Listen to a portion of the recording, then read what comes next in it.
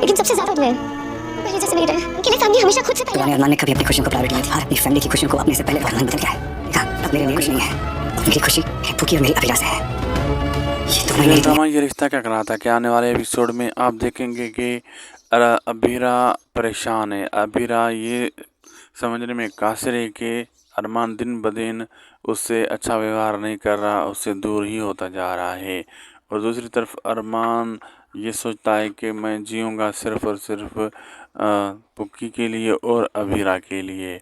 और अबीरा ये सोच रही है कि अरमान ऐसा क्यों होता जा रहा है, पहले जैसा हो जाए। वो इस लिए परेशान है कि जैसे पहले अरमान होता था वैसे ही व्यवहार करे मेरे साथ। और अरमान खुद यही सोच रहा है कि मैं पुक्की और अबीरा के लिए सिर्फ़ और सिर्फ़ जीऊँगा और बस।